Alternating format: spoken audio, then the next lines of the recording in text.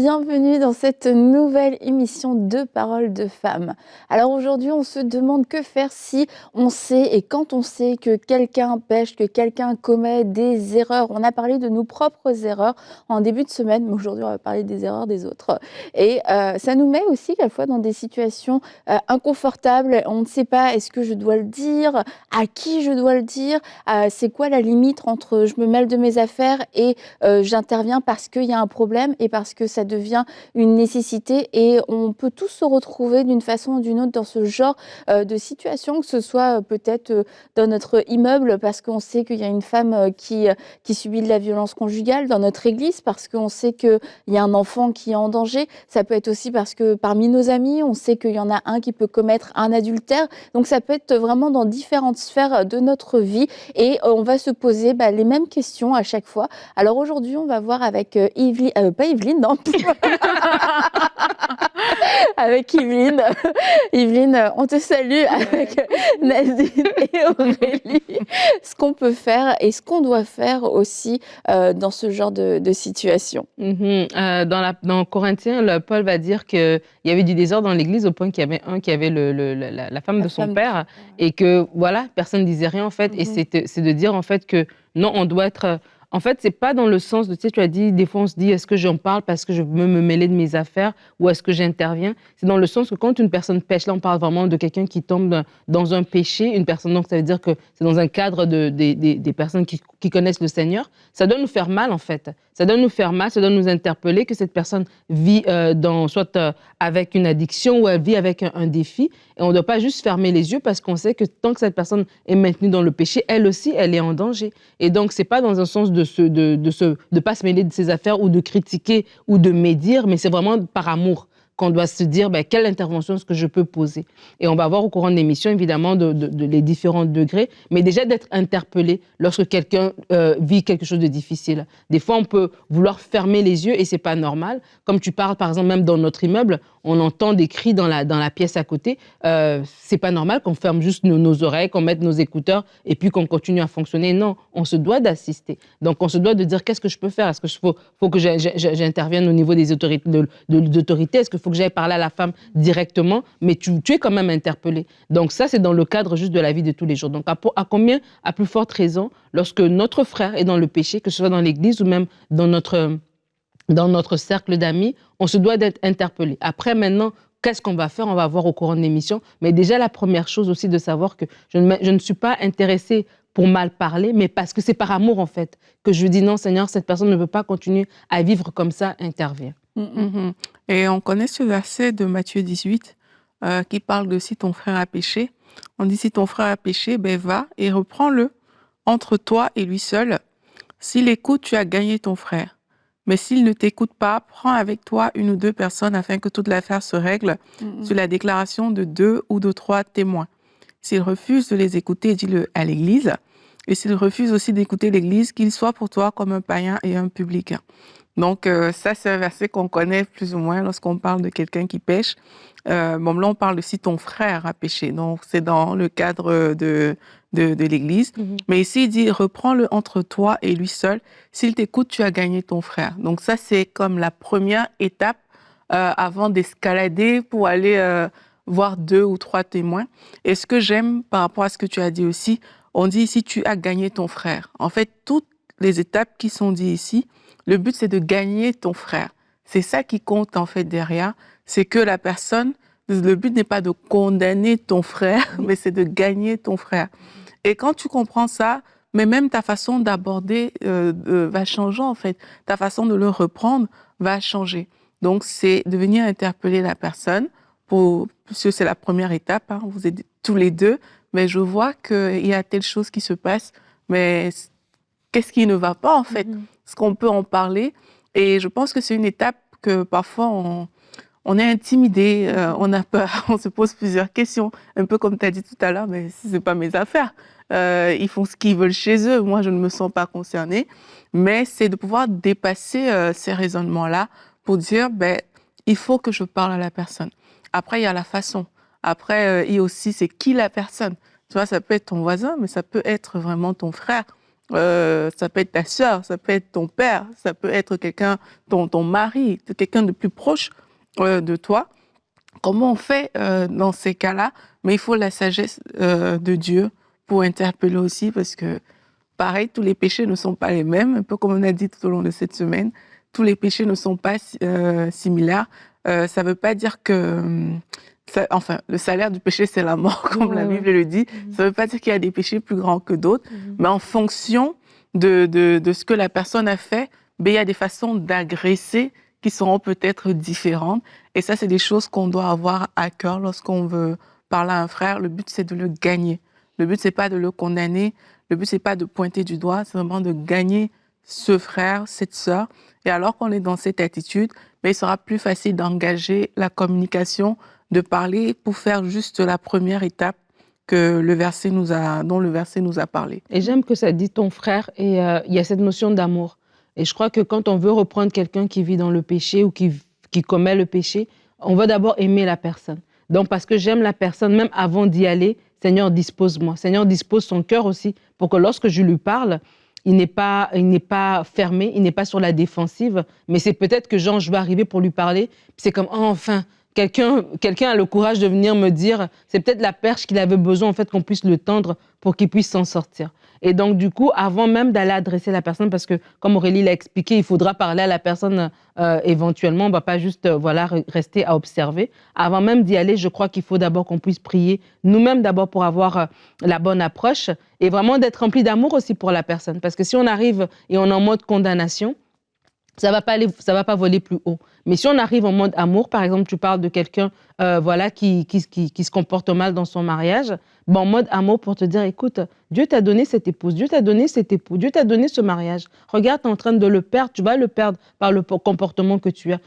Tu dois rebâtir, en fait, je veux t'aider à rebâtir. Donc, quand on vient avec cette approche-là, et non, oh, regarde, l'infidèle, l'adultère, ben, c'est sûr que ça fait toute la différence, en fait, par rapport à la façon dont on va pouvoir parler, et que l'autre personne aussi va pouvoir te dire, oui, voici, et un peu comme on a parlé en début de semaine, voilà, t'avouer ses fautes, t'avouer son péché, tout ça. Donc, je crois que la première étape, c'est d'abord d'aimer. Et donc, parce qu'on aime, on va prier d'une certaine manière, et on va mettre un cadre, en fait, où on aura les outils pour savoir par où je vais y aller pour parler. Que ce soit, est-ce que j'y vais par la parole directement? Est-ce que j'y vais avec mon propre témoignage? Est-ce que j'y vais voilà, avec une histoire que j'ai entendue, etc. Mais en tout cas, comment je vais emballer la chose pour pouvoir commencer à parler à la personne et la mettre face à ses actions aussi.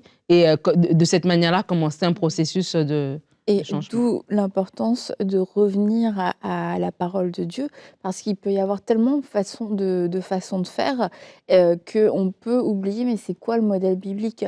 Et au-delà du modèle biblique, va voir ton frère, et puis si tu n'écoutes pas, prends 2 ou 3 témoins, et puis après, blablabla. On voit, il y a vraiment un enchaînement. Mais au-delà de ces étapes, c'est de se dire, c'est quoi le cœur et la pensée de Dieu?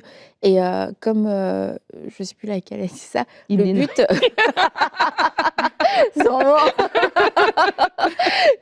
c'est de gagner la personne. Pas de gagner la personne dans le sens, on va se mettre d'accord pour étouffer ton péché, mais t'amener à la repentance et t'amener à un changement et à une restauration, un rétablissement. Maintenant, Dieu n'est pas dans l'exposition, c'est pas « t'as fait du mal, ok, la personne est exposée », c'est important que cette chose-là ne reste pas cachée, mais on peut le faire dans l'amour pour que ça ne détruise pas la personne, mais pour que ça amène la personne à la repentance. Et après, oui, il y a ce modèle, c'est sûr, qui est quand même assez clair, d'abord seul, et puis après à deux, et tout ça, mais c'est de se dire, comme vous l'avez dit, c'est quoi ma pensée? C'est quoi mon intention? Et quelquefois, quand je parlais d'adultère au début de l'émission, mais je sais pas, moi, t'apprends dans ta famille que ton beau-frère trompe ta sœur, mais en fait, mais t'es déçu, t'es triste, t'es fâché, tu te dis, ah mais si c'était moi, mais c'est pas toi. Et il peut y avoir différentes façons de vouloir intervenir dans la situation et se dire, peut-être que moi, la manière dont je vais le faire, parce que je suis sur le coup de l'émotion, parce que je viens de le découvrir et que vraiment, c'est horrible ce qu'il a fait à ma sœur, blablabla. En fait, c'est quasiment bon, c'est exagéré, d'accord? Mais en tout cas, je participerai pas à la restauration parce que je vais venir exposer, ça va créer une explosion. Et c'est de se dire: «OK, le cœur de Dieu, c'est de restaurer ce couple. Mmh. Donc comment est-ce que je peux entrer dans ce processus de restauration sans pour autant étouffer l'affaire et sans Mmh. pour autant, cacher?» Et ça, c'est encore une fois, c'est une histoire d'équilibre. C'est oui, on est attaché à la vérité, puis il faut que la vérité sorte et ça fait tellement de tort à l'Église de voir tous les trucs qui ont été cachés, les scandales qui ont été cachés et étouffés. C'est horrible, c'est une abomination. Mais en même temps, de vouloir absolument exposer et faire exploser les gens, des familles entières, juste parce que seule la vérité comptait. C'est la vérité et l'amour qui vont ensemble. Et là, je pense que on peut trouver la sagesse de Dieu dans toutes les situations. On a vraiment besoin d'être inspiré par Dieu parce que tout n'est pas si simple, hein. Même là, on voit le modèle biblique et tout, mais parfois, c'est pas simple. Mm, Tu mm. vois, mais c'est pour ça qu'on ne peut pas le faire sans le Saint-Esprit. Je sais pas, un homme qui trompe sa femme, par exemple, elle lui en a parlé, elle a vu des gens, et je veux dire, elle va pas le considérer comme un païen. Vous voyez ce que je veux dire? C'est que parfois, les personnes peuvent se retrouver dans des situations où elles vont se dire, mais j'ai essayé de faire ce que vous dites, mais je n'arrive pas. La réalité, c'est que on vit avec ça au quotidien. Mais il faut la sagesse de Dieu. Moi, je crois vraiment que la sagesse de Dieu est grande, comme la Bible dit. Et quand on désire honorer le Seigneur en mettant en pratique sa parole, il y a un chemin par lequel on va passer. Ce ne sera pas le chemin forcément qu'on a pensé, mais le Seigneur va faire concourir les circonstances, il va créer le chemin et on sera surpris à la fin de voir que ah, mais Dieu l'a fait, pas comme je pensais. Parfois, on veut appliquer la parole de Dieu en se disant, OK, j'ai fait ça aujourd'hui, et puis voilà, le changement, c'est maintenant, comme dirait un président en française. Mais c'est pas toujours comme ça que les choses vont fonctionner. Et je crois que c'est bien de le savoir. De savoir que c'est pas parce que je l'ai fait là que la personne en face qui a péché tout à coup va le faire, mais c'est l'accompagnement derrière. C'est pour ça que l'amour est trop important dans ce qu'on est en train de dire. C'est le cœur pour supporter l'autre, le cœur pour vraiment l'aider. C'est ça qui va faire la différence. Et j'encourage aussi les gens, ça c'est même un autre point, de ne pas s'associer au péché d'autrui, Ouais. parce que c'est aussi ce que la Bible nous dit. Pourquoi est-ce que je le dis? C'est parce que parfois, justement, en fonction du degré de proximité, parce que je t'aime, je veux pas, je veux te couvrir au point où je laisse passer ces péchés-là. Et les gens mettent ça, la raison derrière, c'est que tu aimes la personne. L'amour couvre Mais une quand multitude de fautes. c'est ça, mais quand tu lis aussi la définition de l'amour, on dit ça ne se réjouit pas de l'injustice. Ça veut dire que ce qui n'est pas bon ne doit pas, tu dois pas collaborer avec ce qui n'est pas bon. Même Paul, il donne la même recommandation à Timothée de ne pas s'associer au péché d'autrui. Et je pense que c'est important de renverser ces raisonnements dans la vie de plusieurs personnes. L'amour ne signifie pas je couvre tes péchés, pas dans le sens de cacher, couvrir dans le sens, comme tu disais Annabelle, je veux pas détruire ta vie, il faut pas que cette chose-là vienne détruire ta vie, mais ça veut pas dire qu'on ne traite pas la chose. La chose doit être traitée et ça doit produire un changement. On ne doit pas s'associer à ces choses-là. Et dans le cas des personnes qui sont là comme ça et qui voient que elles ont de la peine à aider autrui, elles savent que ces personnes pêchent, mais elles ont de la peine à aider, c'est aussi de voir si elles peuvent pas demander de l'aide. Être dans la position de la personne que parce que je vois que quelqu'un pêche, peut-être moi, c'est plus difficile pour moi, mais je peux demander de l'aide pour qu'on puisse accompagner le frère, la sœur, et pour que la vie de cette personne qui ait un effet positif dans sa vie à elle. Et quelquefois, il y a aussi tout l'aspect de la loi, de la justice, et on se pose la question, c'est quoi ma responsabilité? Parce qu'il y a des situations qui sont quand même, qui peuvent être très graves, et on entend aux nouvelles des drames qui arrivent quelquefois. Je sais pas moi, un homme qui a tué toute sa famille, et tu te dis, les voisins, s'ils savaient qu'il y avait de la violence et tout ça, tu te dis, mais est-ce que j'aurais pas dû dire quelque chose? Est-ce que c'était pas de ma responsabilité? Et ça arrive aussi malheureusement dans l'Église qu'il y ait des situations où on se demande est-ce que je ne devrais pas signaler une situation et on se demande moi après ça va être quoi ma responsabilité s'il y a quelque chose qui se passe et on a encore posé la question à notre amie l'avocate Benita, dois-je dénoncer un crime si j'en ai connaissance? Alors Benita, on te laisse la parole. Bonjour à tous, bonjour Annabelle, bonjour à toute l'équipe de Parole de Femmes. Je suis Benita Sarkindongo, avocate au barreau de Paris depuis maintenant 9 longues années. Je suis mariée, j'ai 2 enfants et j'interviens aussi également en tant que conseil juridique à l'international. Donc aujourd'hui, la question est de savoir si vous êtes témoin d'un crime ou d'un délit, est-ce que vous avez l'obligation, en tant que témoin, de dénoncer l'auteur de ce crime ou de ce délit? Tout d'abord, déjà, il faut définir ce que c'est que d'être témoin. Être témoin, c'est avoir vu, avoir entendu, de manière à discerner clairement non seulement l'objet du crime ou du délit, mais également la personne du crime ou du délit. Il ne s'agit pas de rumeurs, il ne s'agit pas non plus de simples soupçons. On peut être également témoin lorsque la victime vient directement se confier à vous pour vous faire part des différents sévices ou infractions qui ont été commis contre sa personne. Cela étant posé, donc je répondrai à cette question d'un point de vue purement juridique. Alors, il faut savoir qu'en fonction de là où vous vivez, la juridiction, le système juridique applicable varie.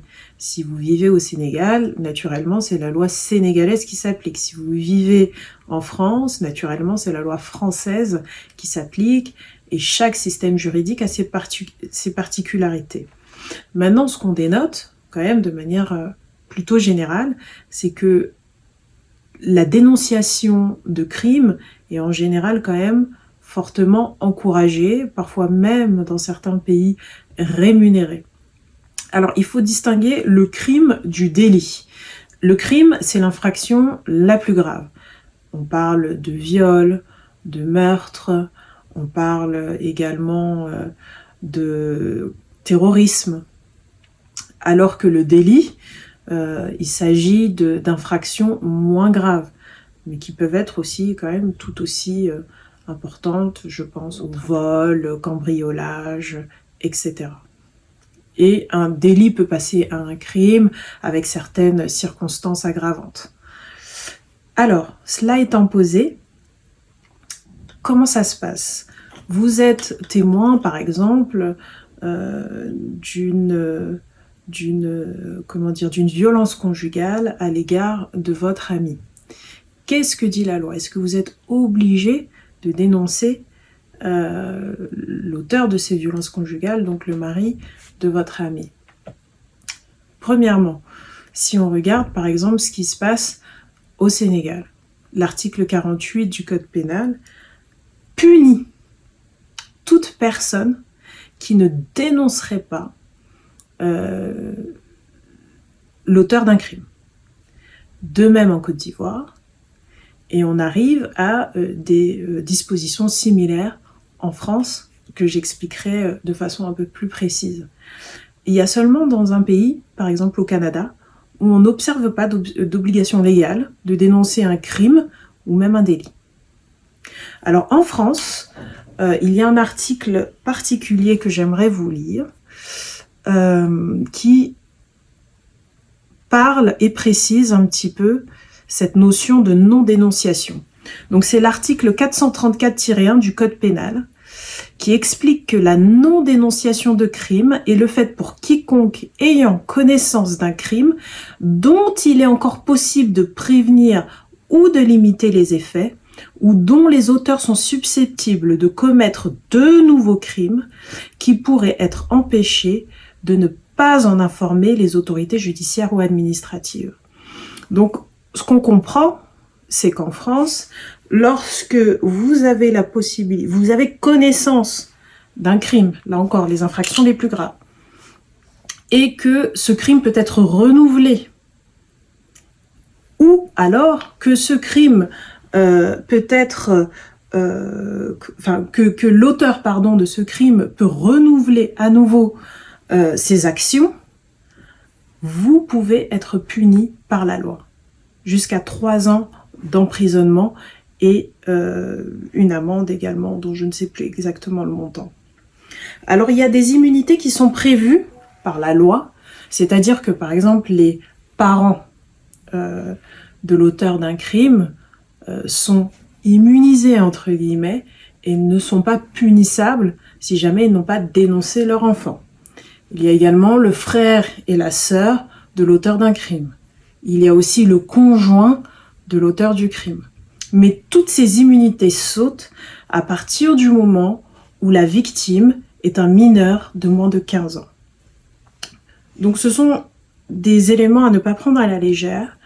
Lorsque vous êtes témoin d'un crime, vous avez l'obligation, sous peine d'être puni par la loi, de dénoncer l'auteur de ce crime, et notamment si ce crime a vertu à être de nouveau réitéré, a vocation, à être de nouveau réitéré. En tous les cas, je vous invite, peu importe le pays où vous vous trouvez, et que vous êtes témoin d'un crime ou un délit, à vous rapprocher d'un professionnel qui saura vous guider dans les différentes procédures afin de dénoncer l'auteur du crime ou du délit. Alors pour finir, je terminerai sur une distinction qu'il faut faire. C'est la distinction entre la dénonciation d'un crime et la délation. La délation, c'est quoi? C'est la dénonciation méprisable, honteuse. La loi n'est pas toujours juste, la loi n'est pas toujours en faveur de l'éthique et de la morale en fonction du pays où vous vivez. Les crimes qui sont énoncés comme tels ne sont pas toujours des crimes au regard notamment de la parole de Dieu. Donc je vous invite aussi à beaucoup de sagesse et à solliciter la direction du Saint-Esprit. Merci beaucoup, encore une fois, pour cette réponse très complète et très intéressante et en même temps très sage.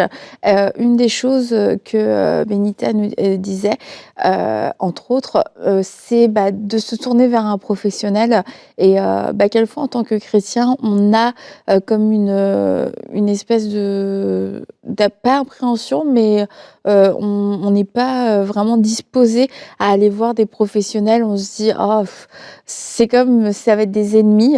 Alors, c'est de choisir le professionnel vers qui on peut se tourner. Mais aujourd'hui, il y a pas mal de services juridiques en ligne qui offrent de l'aide. C'est sûr, ils ne peuvent pas vous défendre forcément, mais en tout cas, apportent des conseils, même de façon gratuite.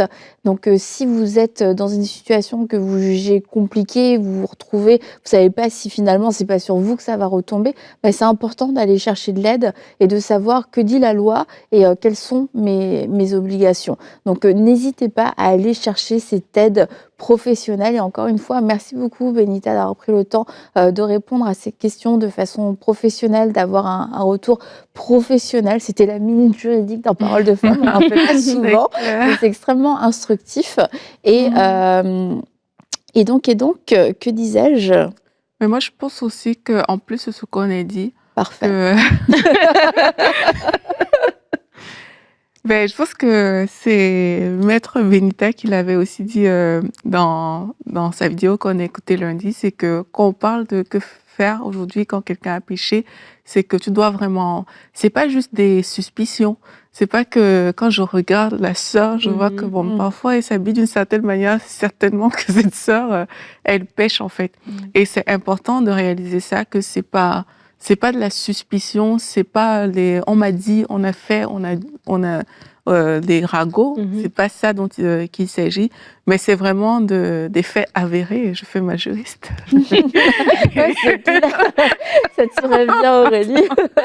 C'est des faits vraiment avérés, c'est que on peut mettre des des faits sur ce qu'on est en train de dire. Donc ça, c'est important. Et de l'autre côté, aussi, je trouve que c'est important de ne pas minimiser l'importance d'un péché.